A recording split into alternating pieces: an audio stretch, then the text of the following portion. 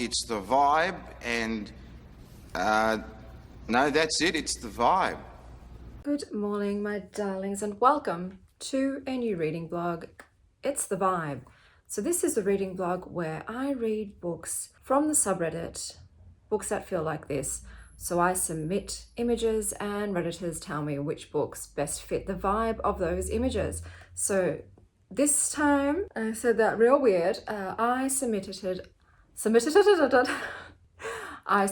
artworks by the artist Anne CMs. To me, Anne CM's art feels like stepping into a dream stitched together from antique lace, fairy tales, and the strangeness of memory. Her style mixes folk art, surrealism, and natural motifs. The subjects hover between childhood innocence and ghostly otherworldliness, like saints of forgotten forests. Her works radiate both fragility and magic, blending human and nature, life and spirit, myth and melancholy. So out of all of the books that were recommended to me, I picked two that I hadn't read, and the first is this untitled children's illustration book by Kit Williams, and it's not titled for a reason. So this book is a fever dream about bees, the seasons, and the secret title of a book that refuses to name itself. So Kit Williams originally released a book that was called Masquerade, I think.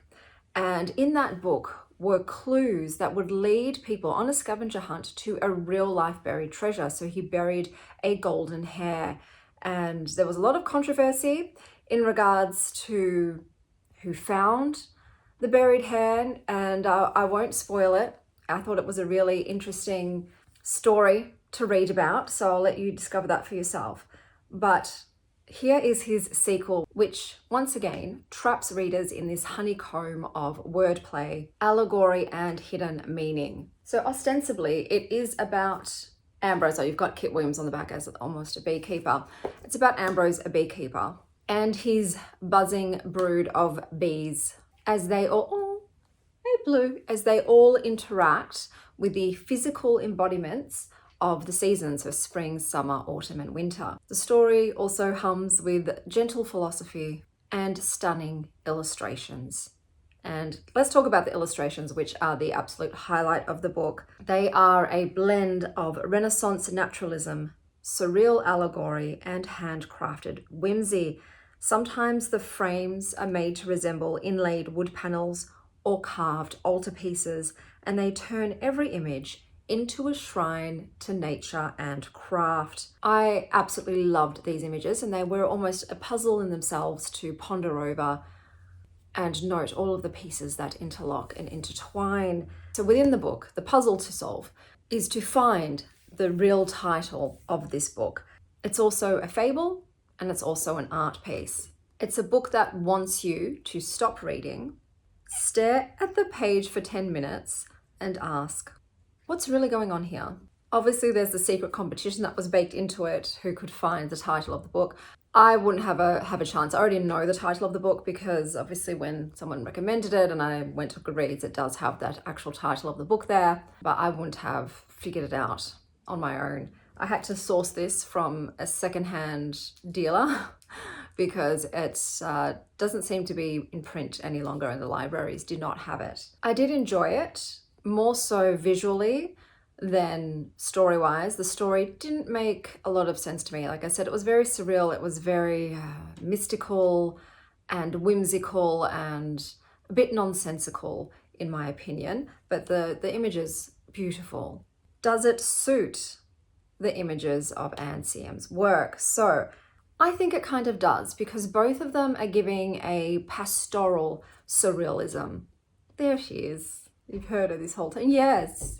And they both exist in this enchanted overlap between nature and myth. You have bees who wear crowns, deer that shimmer under lace, and human figures half rooted in the earth. There's this aesthetic of old storybooks as well as innocence and melancholy intertwined. I think both of them also contain hidden symbolisms. They both require you to look longer at the images.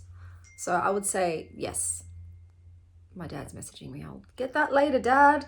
I feel like they're siblings in the same secret garden, if you will. The next book that I picked up was Cosmicomics by Italo Calvino. I think some people's have illustrations. This edition does not have illustrations. So this is a collection of mythic, mischievous, weird tales where the laws of physics fall madly in love with human feelings without any actual human characters in sight. Okay, Dad's texting me. Cosmicomics, to me, is what happens when a physics textbook drops mega acid and starts writing poetry. Each story begins with a scientific fact or theory. So there was a time when the moon was closer to the Earth, and then it spirals into mythic absurdity, narrated by litfic. Everyone has weird ass names like this, like you've just jammed the keyboard randomly.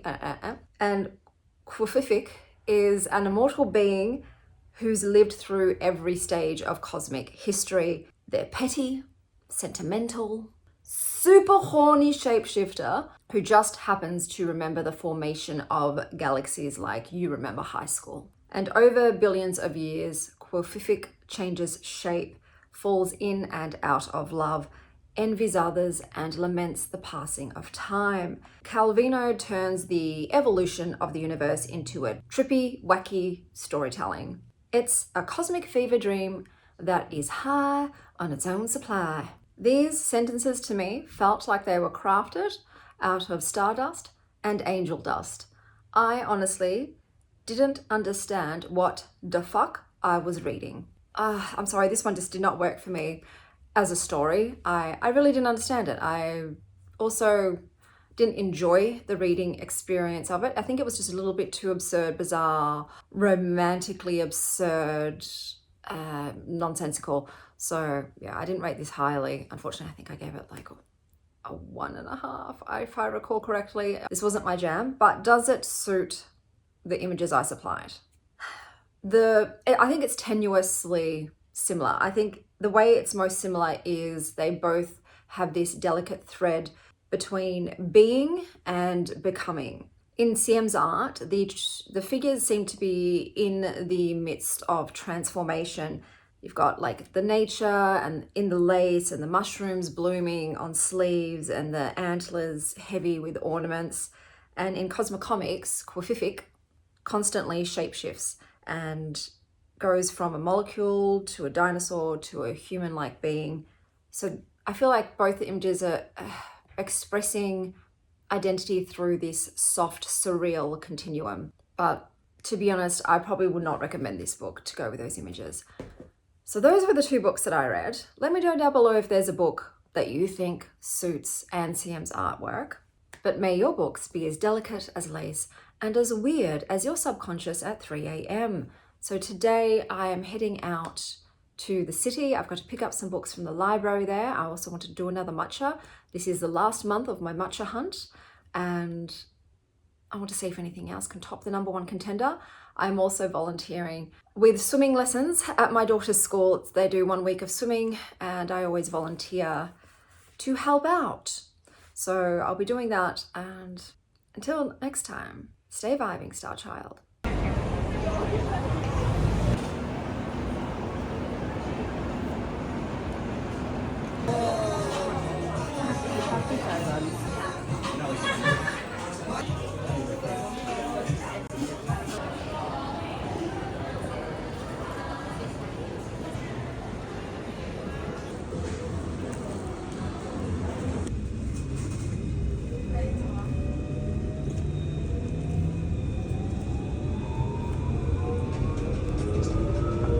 It's just the vibe of the thing.